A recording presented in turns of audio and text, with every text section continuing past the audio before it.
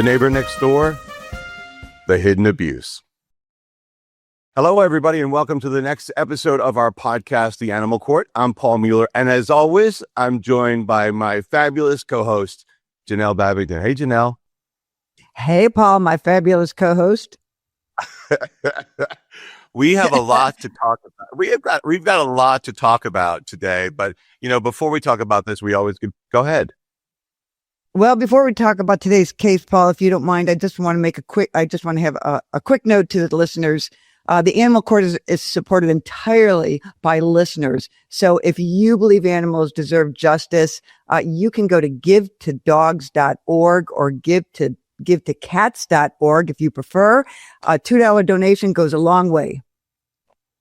Every cent helps, for the system that's not helping our animals. Janelle, and a reminder to everyone at home, of course, the Animal Court, we are a non-political, nonprofit podcast.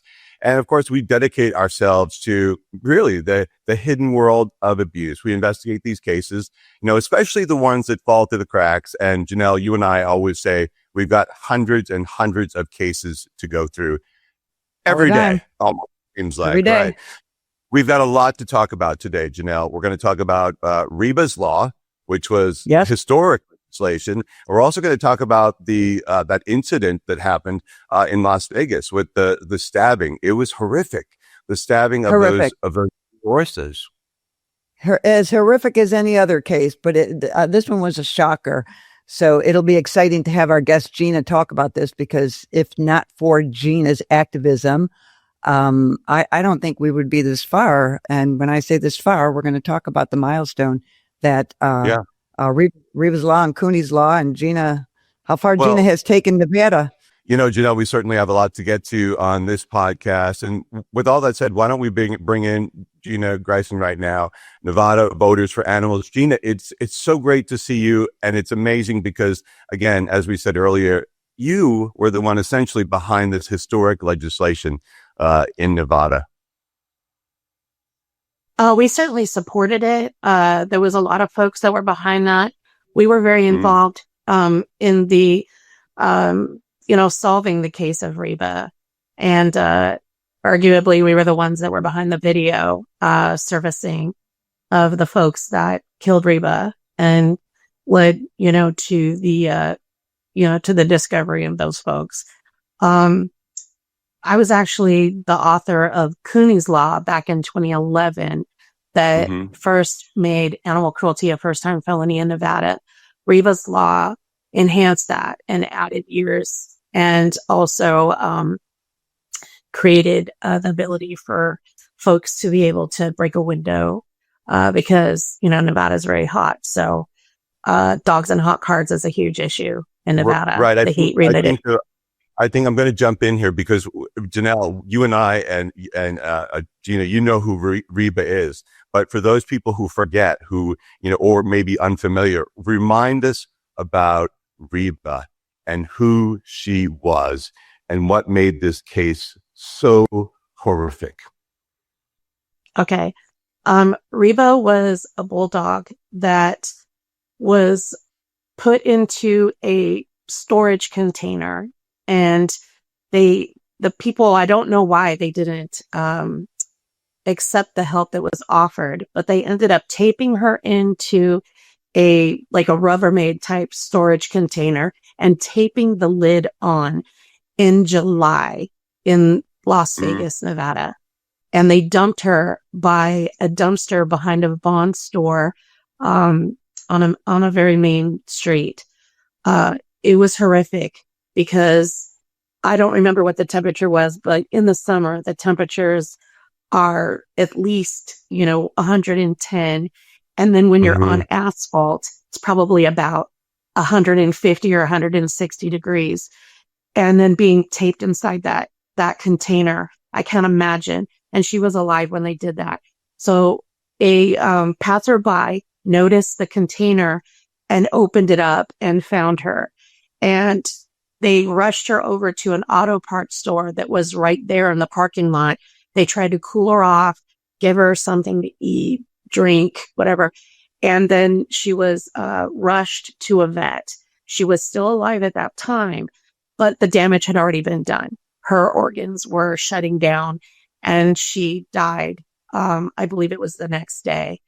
And as you can imagine, people were absolutely heartbroken and horrified and very outraged that someone could do this to a poor dog, put a living dog into a container and basically cook her. And so there was a huge outcry. We initially were going to put out the reward, and then the rescue that was paying the bills, they ended up putting a reward out, which ended up being a lot. I won't discuss the reward because there's some issues with that. But I was very instrumental in taking a lot of the tips, the tens of thousands of flyers that went out. And this was a community effort to find out who did this. And like I said, we were down there, talking with the on-site security, and within just a few days of us trying to work backwards to find out because we were told initially that there was no surveillance of the dumpster she was found next to. And it turned out there absolutely was. And I would like to say that we were responsible for that video surfacing. And after that, Metro was able to track the vehicle, the description of the vehicle, and you could see the container there and the folks that did it. And they were arrested. And sadly, at this, even though Reba's law was, being fought for in the legislature, at the end, which is what I feared, they didn't even get the maximum penalty under the original cruelty law, which was under Cooney's law, which was 1 to 4 years. The male only got, I think, 3 years, and the woman got 7 months, which is 1 month more than a misdemeanor. And Gina, Cooney's law, Reba's law came off of Cooney's law, and you were very instrumental in getting Cooney's law passed, from what I understand. And it's too bad. I authored the bill. You authored the bill. There you go. I wrote that. I wrote it. You wrote that bill. And because of Cooney's law, you were able to amplify that by Reba's law. Did you write that law too? I know you've done a lot. I did not. That was actually a legislator, and I just forgot her name. She was amazing. And the good news is that when we were fighting for Cooney's law back in 2011, we had a lot of opposition, including from the police department. They actually narrowed, an animal is considered anything not human. And they actually narrowed it. We're trying to make it where it would only apply to owned animals. And we fought very hard to say, absolutely not. It needs to apply to all dogs and cats, whether they're free roaming, feral cats, unowned dogs, stray cats. And then it did. We fought very hard for that.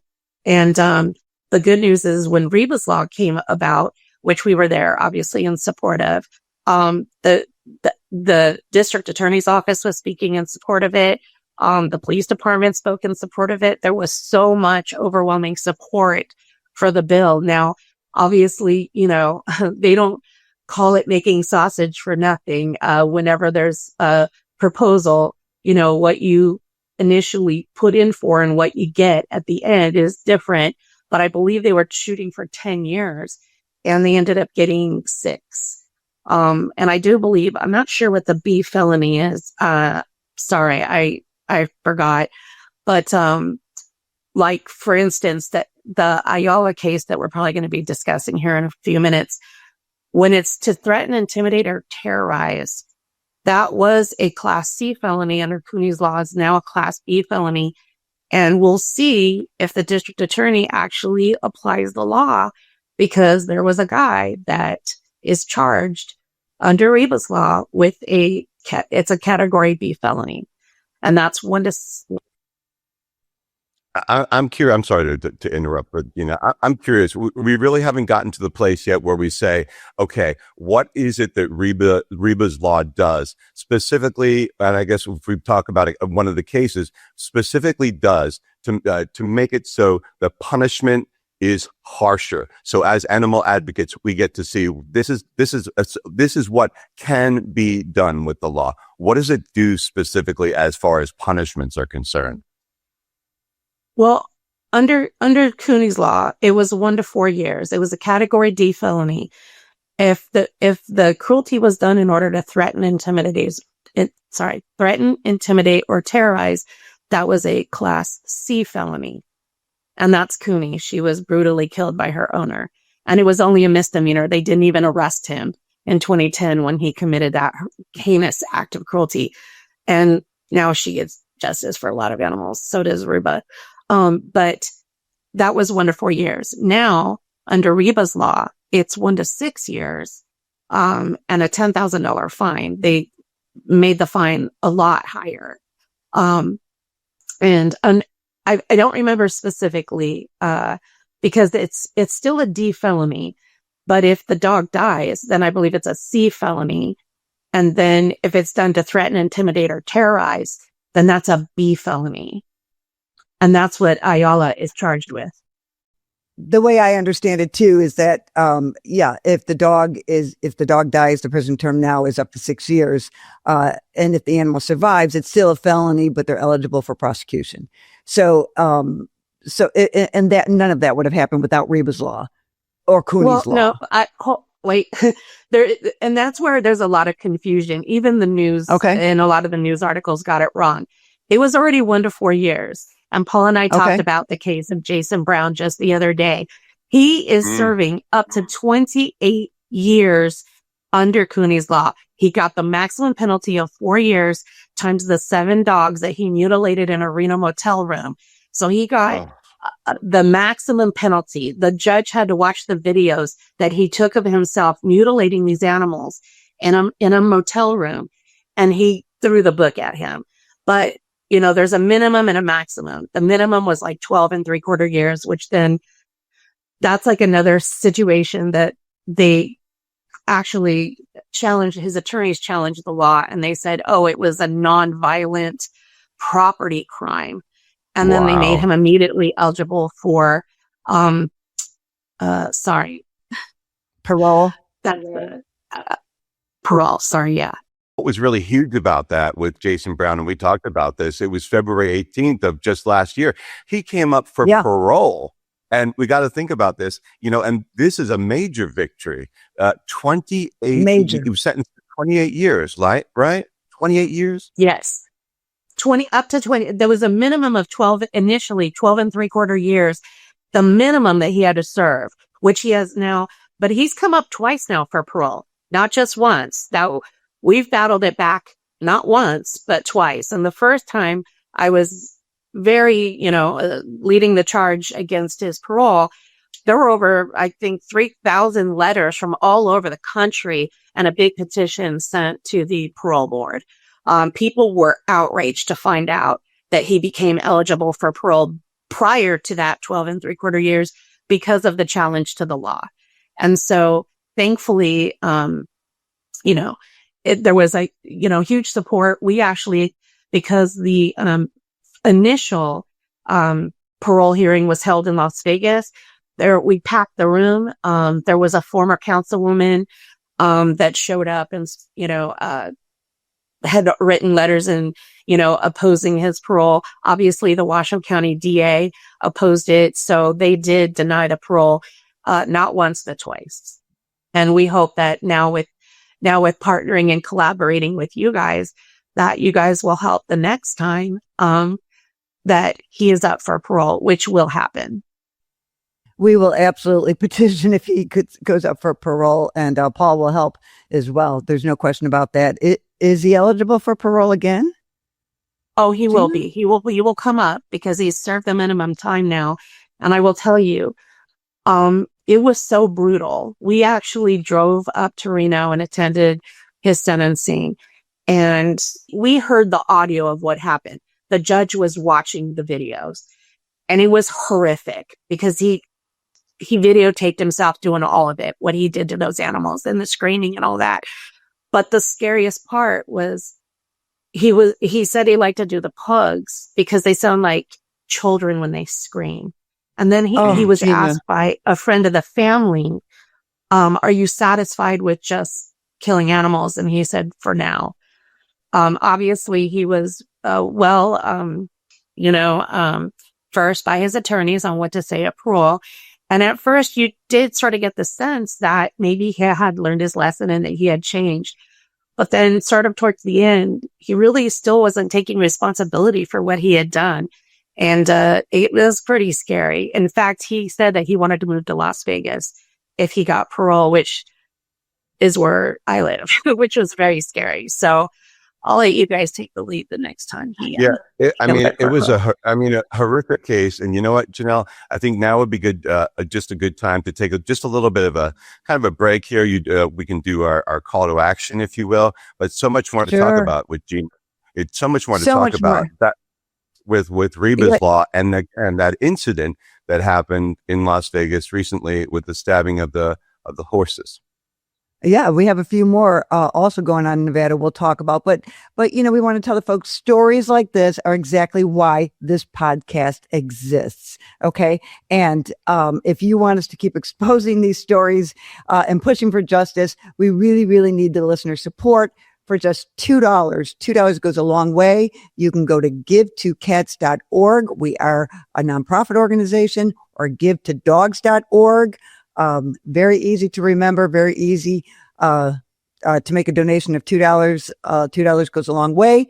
And I'd also like to let you know that the majority of our donations will be going to fund small, credible rescue, cat and dog rescues. So we're a twofold organization here. Reputable organizations. All right. So Janelle, let's get back into it now with Gina to talk more about Reba's law, especially after, just talking about the horrific nature of what Jason Brown was accused and convicted of doing. It's just awful. And, we were talking the other day, Gina, about this incident. Janelle, you and I too, as far as, I remember this breaking that night, the 17-year-old who's now accused of stabbing 3 horses. And the vet said one of them had perfect wounds. She was a competitor at the barrel horse competition in Las Vegas. And she is accused of going into the stables after all the horses, if you will, were put to bed and everyone was gone, and going into these 3 stables at the in the early morning hours. And look at this, and accused of stabbing these poor innocent horses, 3 of them. And one of them, Janelle, as we know, the knife came, I believe it was about 1/4 inch to 1/2 inch of one of the horse's jugular veins. Just horrific. Yeah, Sully detail, and I believe the last horse's name is Rocket. The amazing thing is that these horses are recovering. They won't ever be how they were. But Janelle, we talked about this too. This was almost like, if you remember back in the day, the Olympics with Nancy Kerrigan and Tanya Harding, right? Paul, this is premeditated murder, or I'm sorry, premeditated crime, a premeditated crime. This girl knew exactly what she was doing. She already had some warnings prior, from what I understand. Yep. I don't know exactly what they were, but there were already some suspicions about her erratic behavior. So, she knew exactly what she was doing. It was premeditated murder. It definitely resembles the Tanya Harding, Nancy Kerrigan case. So it is a shocker. I don't think, we've heard about anything like this. I know I haven't. Since I've been involved in animal welfare. It is a shocker. And the greatest news is because of people like Gina and Nevada Voter for Animals. We've got Reba's law now, and the district attorney is trying to cite her as an adult. She's 17, 3 months away. The incident happened 3 months prior to her 18th birthday, which we think will work in our favor. So if she is tried as an adult, but they are enforcing Reba's law. The district attorney has talked with us and told us that specifically. And I believe her hearing is July 8th. It's the beginning of July when she will go on, and the judge will make a decision if she can be tried as an adult. And we'll see what happens from there. But And there's a few other cases in Nevada that are going on right now. We've got Joshua Booth. Paul, I believe you might have talked about this case as well. We wrote a petition. Joshua Booth is the man who stole his neighbor's cat. Okay. Well, yeah, two cats. And I believe there might have been some prior arguments. Took the cats, drowned the cat in a tub of water. He admitted to it, tried to claim that he had scratches on him and the cat was, and that's why he drowned the cat. But the investigators had hinted that no, the cat was struggling to get away from him, and that's why he had scratches. Yeah. In any event, he threw the cat onto the pavement. The cat died. He is being charged with Reba's Law. They are going after him. I believe the district attorney is Steve Wilson. He goes to court, I think, June 23rd. And there was another cat found soaking wet in his garage as well. So these types of people and their mindsets, we all know animal abuse goes hand in hand with domestic violence. It's no secret. So they are scary people to have out there walking around. I don't know if they can ever be rehabilitated. I don't know. I don't study that part of the human brain, but I do know there's scary people out there. And then we've also got Gina, Angel. We did a petition on him. Ayala, yes. Who we received a video where he had picked up this kitten and made sure that whoever was with him was, videotaping, threw this cat against the wall and then picked the cat up and threw the cat again and chucked it out into the parking lot of this apartment complex. And you could hear the cat screaming. It was so shocking to see. And it was done to threaten, intimidate, or terrorize his girlfriend. And at one point, he's even accused of, pointing a gun and I guess cocking the gun and pointing at her. I mean, this is, and you're seeing the link between domestic violence and animal abuse is well documented. As a parent in this case, that's my quote from the story. It is just horrific. I mean, we right away contacted Councilwoman Carrie Cox and we're trying to make sure that we could get police and find out, that, who did it and that he was arrested. And I mean, it was just shocking and it was so tragic. The good news though, is that the cat was okay, despite that horrific, throw against the wall with all his might and then, being thrown far out into the parking lot. The cat did survive. The kitten survived and went to the shelter. They gave the cat medical care, and the cat was adopted. So we're so happy that the cat was, that the kitten survived and then, was able to get a new home. This is your case study. It's right there, right in front of us. The whole link between domestic violence and abuse of animals. I mean, what more essentially do we need for a story like this? Obviously, the good news is that the cat now has a forever home. But I think it's important too, Janelle and Gina, to say, okay, why is it that this case is covered under Reba's Law? It's almost like we talked about the PACT Act, Janelle. A lot of people think, oh, well, it's covered under Reba's Law. Well, no, these are the qualifications, if you will, for what they have done in order to have it considered under Reba's Law. And that's just, for more punishing. What is it specifically, Gina, that these prosecutors need to prove for it or to have there for Reba's Law to be considered and hopefully to be taken into effect? Well, it's a willful and malicious standard. And clearly, I mean, he videotaped himself. It's very willful and malicious.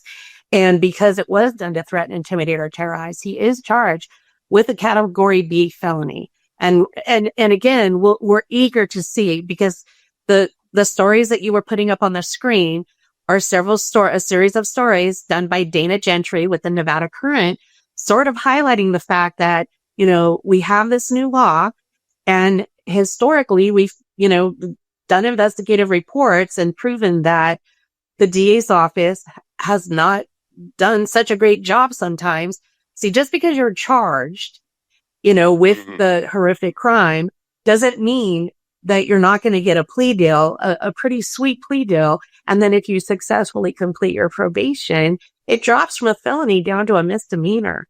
So that's the concerns that we have, is that we want to send a strong message, not only to the district attorney, and you can see by my comments that, I've been questioning and trying to, shine a light on the fact that these folks are getting charged with, I had a case in I believe it was April of 24, where a couple had hoarded, about 200 animals.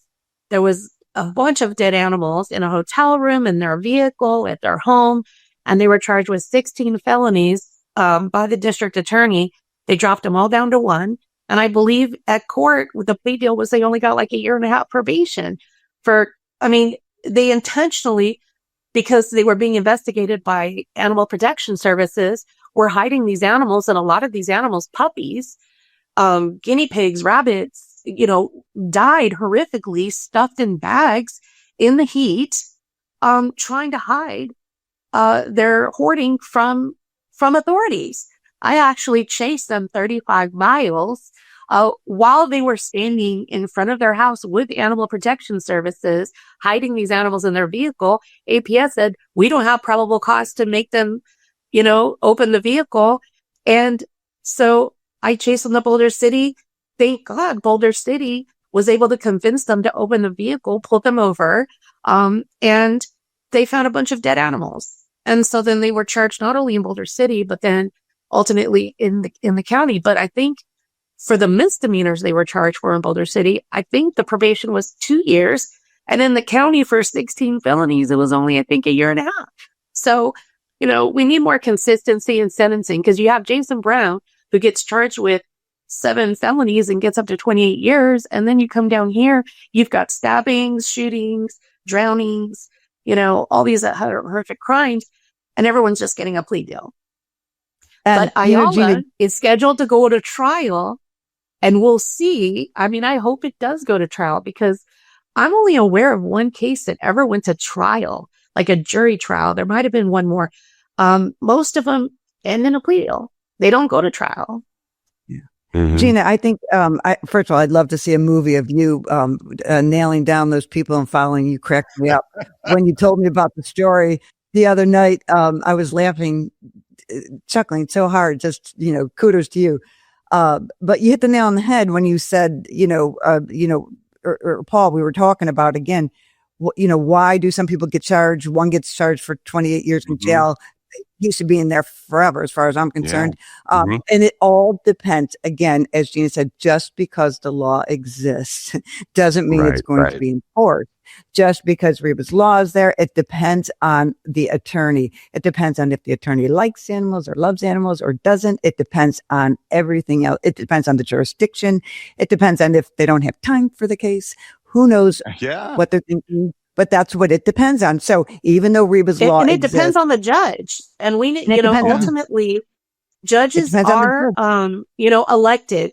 And I will tell you, in the case that I was just talking about with the courting couple, and by the way, I know that they're sick. Okay, I'm not saying that they're not sick, and I'm not saying they needed to go to prison, but they should have been on house arrest for like at least 6 years and ordered not to own any animals for the rest of their life.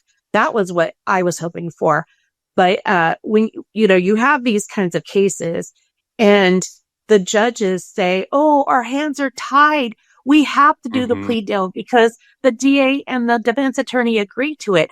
But then we just saw a case, and it wasn't an animal case, but it was a case where the judge refused to accept a plea deal. So we know that it happened. We know that the judges can say, no, that's not enough, because it just happened in a human case where the judge refused to accept it. And on another one, the sheriff refused, to accept a plea deal or letting someone out or something like that. These judges try to hide behind, we have to do this. And I'm like, no, you're an elected official. You need to be held accountable for your decisions and your judgments. Don't blame, I have to do this because this is what the DA and the defense attorney, you need to apply the law. That's your job. So that's kind of a question that we have is, why do some judges say, no, I'm not going to accept this plea deal? Rarely, but it does happen. And then other judges hide behind. Specifically, she put out a statement on that case that, oh, I had to do it. It's the law, basically. That's what we have to do. So, we want to challenge that. And thank you. I want to say thank you so much to the two of you for shining a light, helping us shine a light on these cases, because there's so many of them. And we talked about this, all of us. It's overwhelming and it's hard to keep up. And, I'm struggling from, medical issues that I have now to be able to, be at every hearing and do the things that I used to do. But thank you. The petitions that you guys do, the huge light that you guys are shining on these cases. I'm so grateful. Thank you so much. And like the Ayala case, it's so funny that you guys were bringing it up. And I was actually cutting and pasting the links to send to you guys to say, hey, can we talk about this? And it was already something you guys had seen already. So thank you, because that's going to be a big case. That's one of the first cases under Reba's law to show whether or not the DA is going to enforce the law that he keeps saying he needed. Okay. That's why I think in the quote, I said, you asked for it, you got it. What you going to do with it now? You hit the nail on the head before about, sentencing. If there is any, it's like selective sentencing almost. It would be so much better. I think we can all agree on this. If there was a uniform sentencing, so we have something to base it on time after time after time, instead of, we'll charge him, maybe he'll get a year, maybe he'll get a slap on the wrist, maybe she'll get 2 years. It's like, there has to be some type of uniformity, or else we just see, such variations for very similar crimes, often the case. And one of the things, Paul, in relationship to what you're talking about, is every jurisdiction is different. So it depends on if it's a first-time crime, if it's a second-time crime. Nevada, if I'm not mistaken, was one of the worst states before Cooney's law and Reba's law came into play. Gina, do you believe that? I mean, when it came to prosecuting, from the history and from what I've researched. Well, and Cooney's law highlighted it. And when we talk about the links between domestic violence, I think I told you, when Raymond Rios gutted Cooney with a box cutter in a Reno motel room, he put the body in a bag and you would imagine gutted, okay, takes Cooney back to the rescue. I believe it was the Nevada SPCA, almost as if he was like showing off or proud of what he had done, and told them, yeah, I saw a rat crawl up her behind and so I gutted her and whatever. And they called Reno PD. Reno PD showed up and did not even arrest him because it was only a misdemeanor. They didn't even arrest him. If not for the tenacity of an amazing animal control officer named Kathleen Denning, who tracked him down, did a request for prosecution, he would have never even been held accountable at all. They let him go. They didn't even pursue it. She did the request for prosecution. She kept tabs on him.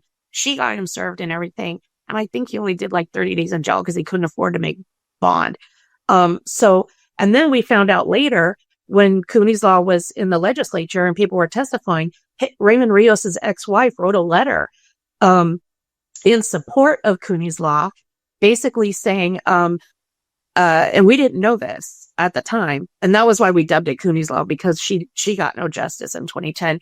But she wrote a letter saying that he grabbed her by the hair, dragged her into the room, and while she was holding their infant child, and grabbed the pet hamster and a pair of pliers and ripped out the teeth of this hamster and said, if you ever leave me, this is what's going to happen to you. And she wrote a letter. I mean, it was shocking, but I was glad she wrote it. And we didn't realize, without even knowing, Raymond Rios was the poster child for, all the links between domestic violence and interpersonal violence and animal cruelty. I mean, he checked all the boxes.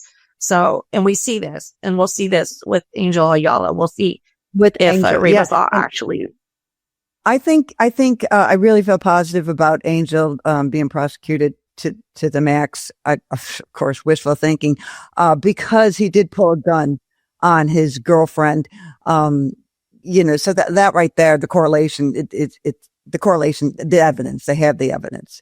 So when they have that kind of evidence, that's just impossible to ignore.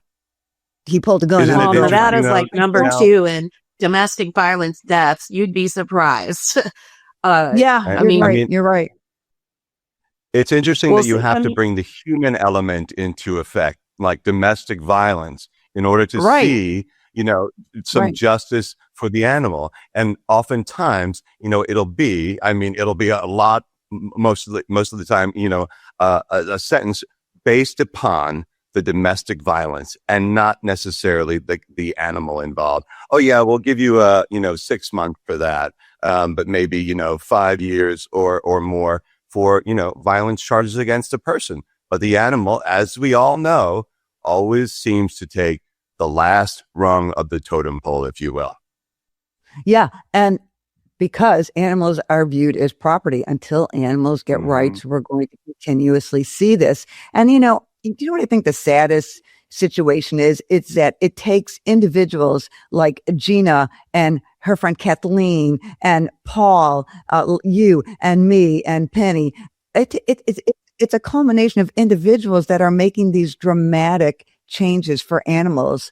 And again, which is why our podcast is coming, it has been born so that we can collaborate and get these people together and get more help for the animals, get the larger organizations involved, the larger organizations with some funding to pass, to pass stricter laws, to have a petition to go in there, which is why we Right. exist.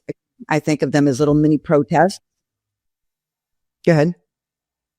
on that note, I would like to say that the next session, I hope I'm still around. You are. We actually are hoping that the same legislator that sponsored Cooney's law, we're working with an amazing supporter of mine, attorney Eric Roy, to possibly, because a woman's 2 dogs were electrocuted by NV Energy's power lines coming down. And it was so sad because everyone always says, well, I'm going to sue, but you can only sue for like $5,000 under Nevada law. Mm. And that's absolutely ridiculous. So we're going to be working on hopefully, getting some legislation passed that would either increase the amount you can sue for or, establishing the fact that animals have intrinsic value, that they're irreplaceable, that they're like an antique, right? They might be property, but they're irreplaceable property. However that works out, I know that there's a lot of pushback with veterinarians because they don't want to be sued.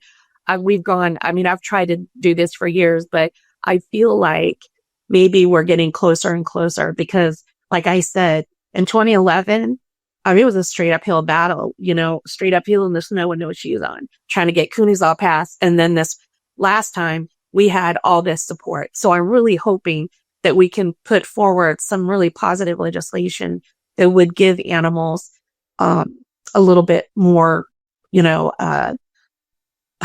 I don't know. Justice.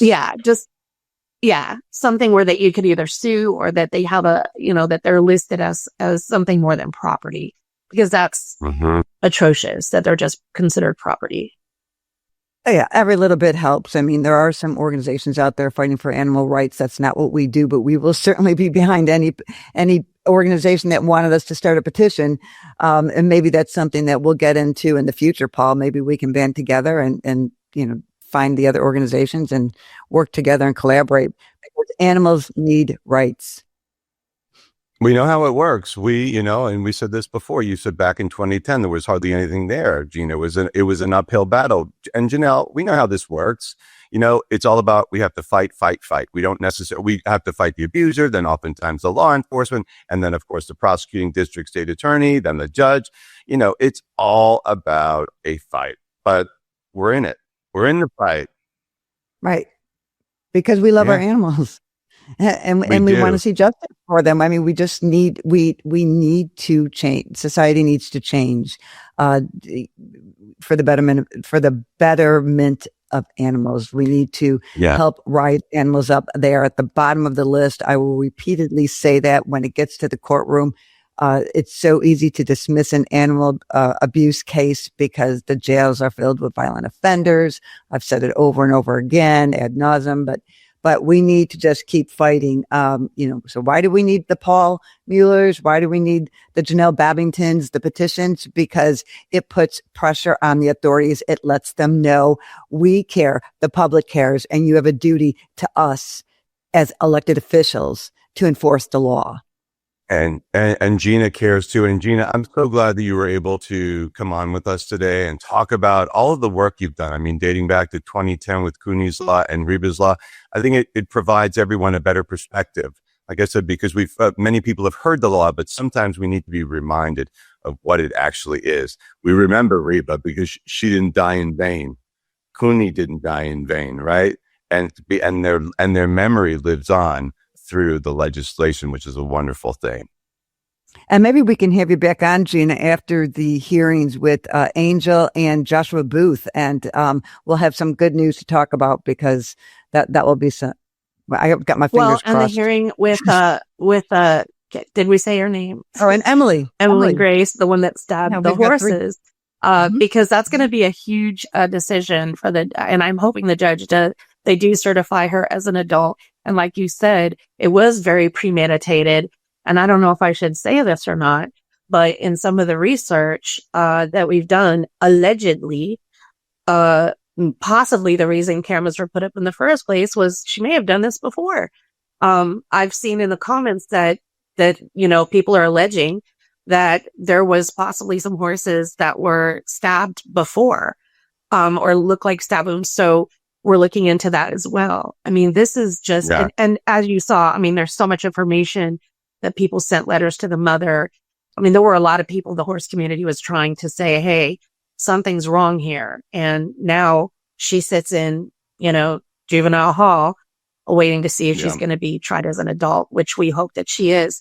And obviously she's not well, but she still needs to be held accountable for her actions. And I mean, I can't think of anything more horrific than stabbing, injuring in any way, shape, or form a beautiful, majestic creature like a horse who's confined in a stall, can't even fight back.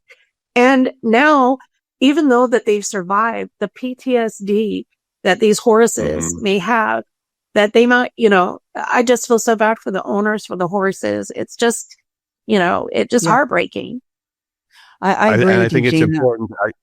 I think it's important, though, that we say here, Gina, you brought that up, that those are merely allegations. That's not been proven that there was another incident beforehand regarding this individual, that anything happened again. I think it's important to make that known. Only allegations, only talk, not something that has been, come out there and verified with the public. But if people have information, we hope that they'll reach out to us, or you reach out to Nevada Voters for Animals. They can send a private message. They can remain anonymous. We definitely would like to know if that in fact is true. Now, that might be something already that Metro Felony Animal Cruelty Unit, which by the way, we fought for, that there's a specialized unit within the Metropolitan Police Department that does investigate these cases. And we have an amazing relationship with them. That's actually the one in the very middle. That was the Gloria Lee case, the lady who tried to burn her pet store down with 27 dogs. 25 were puppies, and 2 of them were her own 2 dogs.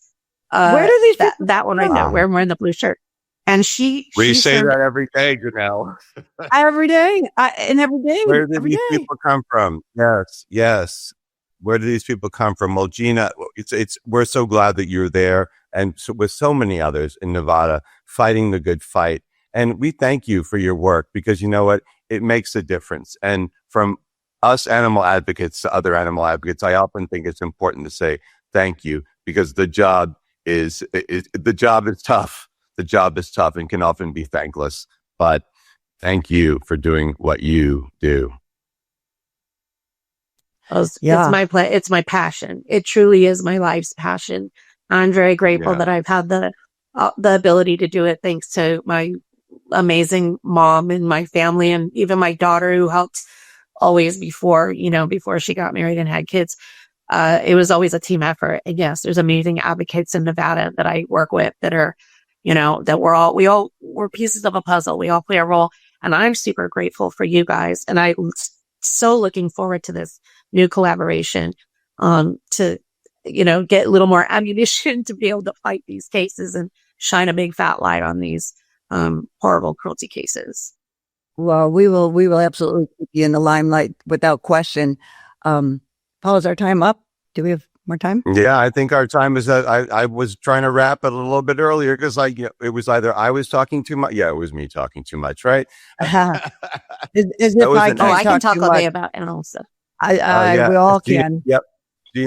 Gina, thank you. We appreciate it. All right. So Janelle, we've got a jam-packed schedule for our podcast, but I think that, we just want to say, as we always do, that, every episode is a case. This one had many cases that we talked about. Every episode, a call to action, and really together, that's what the goal is. We can hold, as a community, we can hold the abusers accountable, right? And demand a system that protects our most vulnerable, the animals. And it's all about that, the system that's failing our animals, Exactly. And on that note, this has been the Animal Court, and we will see you next week, hopefully. Same two people, same broken system. New case, could be dog or cat. We'll see what the week brings us. I'm sure plenty of dogs and cats, sadly. And once again, if you are a dog lover, you can support our work at givetodogs.org. If you're a cat lover, givetocats.org. Very easy. $2 goes a long way. And that's what keeps these cases moving forward. So thank you for being here and listening to us. Yeah, thank you. And Janelle, good episode today. Let's make it happen next time. And we're so glad you're here. Thanks for being here. See you next time. This is The Animal Court, a nonprofit podcast that's powered in part by your donations. Please visit us online at theanimalcourt.org and don't miss the next episode.